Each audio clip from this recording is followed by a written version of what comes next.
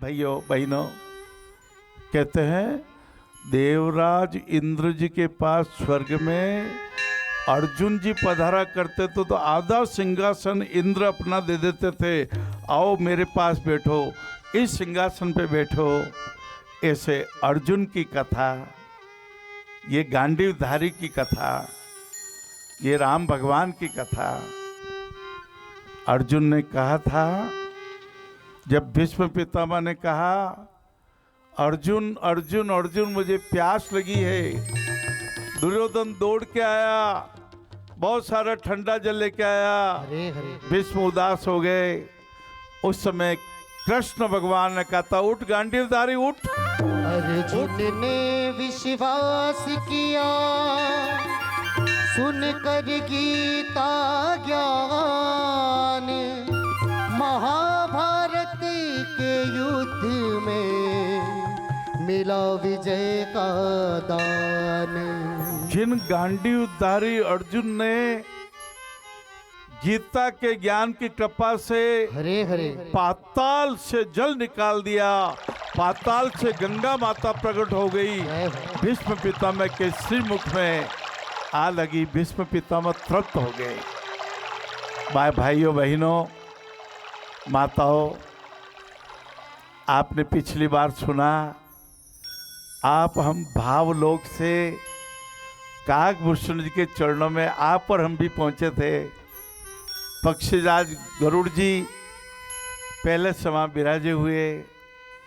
ये भाव यात्रा, ये वाणी की शुद्धता की यात्रा, कोई मिलावट मत कीजिएगा, अपने कर्मों में अशुद्धता की मिलावट मत कीजिएगा।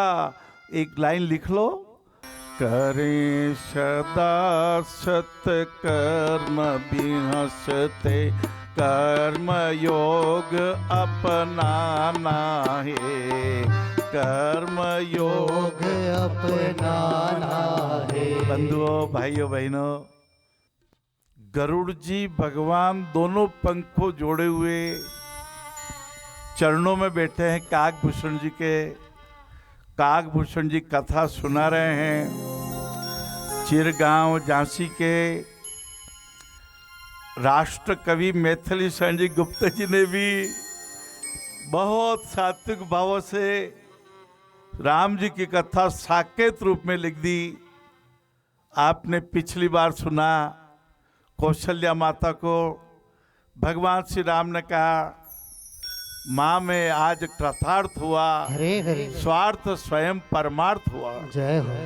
पावन कारक जीवन का, मुझको वास मिलावन का, जाता हूँ मैं अभी वहाँ, राज्य करेंगे भरत यहाँ, राज करेंगे भरत यहाँ। मन मुग्ध हो जाता है। इतिहास में ऐसा कोई दूसरी घटना नहीं मिलती, प्रसंग नहीं मिलता, हरे हरे जहाँ राम जी कहते हैं, भरत पिताजी ने आपको राज्य दिया है, आप राज्य कीजिए।